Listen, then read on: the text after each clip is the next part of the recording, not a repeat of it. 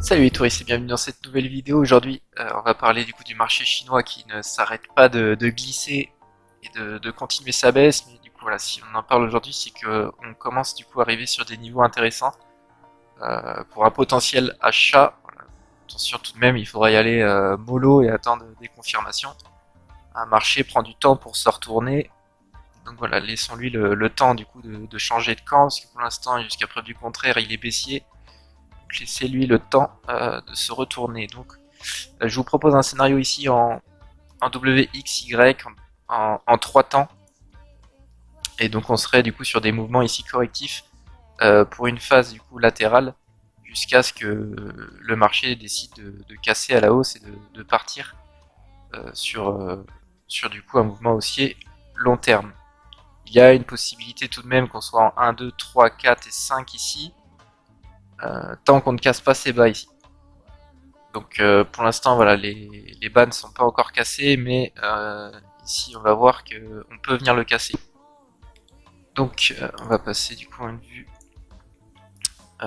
3 jours. Et donc voilà, je vous propose ici ce scénario en ABCW, X, puis ABCY, X, et enfin ABCZ, du coup en triple 3. Pour cette correction, j'ai commencé d'abord par étudier du coup une possibilité qu'on soit en A, B et ici en C en 5 temps, et du coup je me suis un peu engouffré dans les vagues et je me suis un peu perdu à essayer de décompter les vagues internes, et je m'étais retrouvé au final avec quelque chose en 1-2, puis une 3 ici avec une 1-2 en jambe 3 en interne, et après du coup une jambe 3 étendue, une 4 et une 5 elle-même étendue. C'est possible, mais je trouvais ça un peu trop compliqué, donc je préfère du coup ce décompte ici avec des mouvements en 3 temps, et les retracements collent pas mal, donc je reste sur ce scénario. Si cependant ici on est dans un move en 5 temps avec tous les mouvements étendus, bah, du coup voilà, on s'attend ici une correction 4 pour une continuation baissière encore.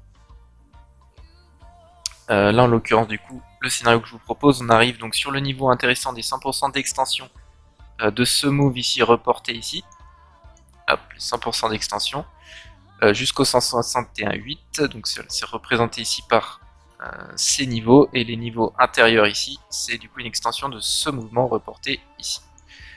Donc là on a du coup la confluence de zones ici sur les mêmes niveaux, on a du coup l'ancien bas ici, qui voilà, si cassé, invalide du coup toute possibilité de vague d'Elliott en impulsif. Et donc voilà, c'est la question maintenant qu'on va se poser, c'est est-ce que le marché du coup vient s'arrêter ici, commence une phase latérale et repart, et du coup on maintient la possibilité ici d'avoir une jambe en 5 temps, ou est-ce que du coup on vient du coup casser les espoirs de tout le monde, on casse ce bas et après on latéralise après.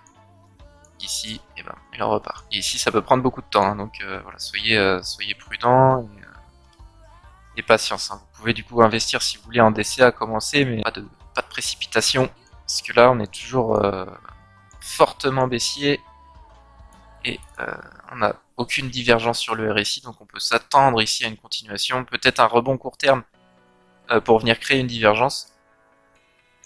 Quoi qu'il en soit, la baisse n'est potentiellement pas terminée, mais on est proche du coup de niveaux intéressants, et ça peut être, comme certains disent, du coup l'opportunité d'une vie. Là, voilà, vu que tout le monde est en train de délaisser les marchés chinois, tout le monde crie à la crise, la fin du monde, c'est peut-être le moment du coup de s'y intéresser. En tout cas, voilà, on arrive sur des niveaux intéressants. On va parler aussi de Tencent, lui qui a un graphique un peu différent, où je vois pour le coup ici sur Tencent un mouvement impulsif. Il est possible que sur Alibaba j'ai pas toutes les infos aussi, donc j'ai fait avec le graphique que j'ai trouvé où j'avais le plus d'infos, mais il se peut que j'ai pas tout. Là sur Tencent j'ai un graphique plus long, et donc ici on pourrait voir du coup un mouvement en 5 temps, du coup là avec un 1, 2, 3, 4 et 5 ici. Et donc là on est du coup sur typiquement en fait le schéma des bulles, et du coup toutes les émotions du coup qui vont arriver, et là je pense qu'ici on est dans le déni, et du coup il nous reste encore des phases ici pour la psychologie, pour arriver enfin à la capitulation et la colère. Du coup, peut-être ici une phase latérale pour une reprise. Quoi qu'il en soit, du coup, sur 0,700, du coup, Tencent, donc 1, 2, 3, 4, 5. Ici, on touche pile poil les 0,618 du mouvement entier. Je suis parti de 0 ici pour tirer le Fibonacci, ou de 1 $. Et du coup, voilà, on touche pile poil les 0,618. Donc Tencent touche les 618. Alibaba touche les 100% pile poil. Donc voilà, maintenant on va voir dans les prochains jours la réaction. Si toutefois on a une continuation baissière, ici on a encore du potentiel de baisse sur Tencent pour arriver jusqu'à l'objectif des 100% de la jambe A. Du coup, si on est en A, B ici avec une WXY ici en contracting, et du coup une continuation ici, peut-être un mouvement en 5 temps, on peut du coup largement continuer la baisse et se prendre encore du 55% de baisse. Donc c'est à ne pas exclure, mais voilà, on commence du coup à être sur des niveaux long terme intéressants pour un investissement. Voilà, pareil, il faudra être patient. Ici, aucune divergence en 3 jours, en weekly, en mensuel. Aucune divergence, donc pas d'affaiblissement, en tout cas de la tendance baissière à court terme. Donc voilà, il va falloir être patient, mais c'est parce que ici c'est un bon niveau pour investir, je ne sais pas. Honnêtement, je serais plus partisan du coup d'attendre pour ceux qui souhaitent investir. Voilà, moi je suis dedans, j'ai investi ici, pensant que j'allais avoir un rebond plus conséquent ici. Je l'ai pas eu. Mais vu que je suis intéressé par Tencent, je reste, et c'est pour ça du coup que j'ai mis déni ici, parce que je me suis posé la question de mon émotion, où est-ce que j'en étais, et je me suis dit que c'était de toute façon une bonne action, que ça allait finir par remonter. Bon voilà, tout le déni quoi, complet. Donc, on peut s'attendre à potentiellement une continuation jusqu'à la capitulation totale des gens. Voilà, du coup pour Tencent, le schéma que je vous propose, une continuation baissière est attendue, bien que des niveaux intéressants ont été touchés. Alibaba, cependant, est mieux positionné pour un rebond dans les plus brefs délais. Et je vais aussi vous parler d'une autre action, cette fois-ci c'est 0386 Sinopec, du coup, pour ceux qui s'intéressent au marché pétrolier chinois. Et donc là, pareil, on a du coup un mouvement correctif, hein, WXY, et là, ici, on est toujours correctif, pas de mouvement impulsif. On aurait pu voir ici un mouvement en 5 temps, mais là, on retrace dans la une, donc on n'est pas sur un mouvement impulsif, mais en triple 3 correctif.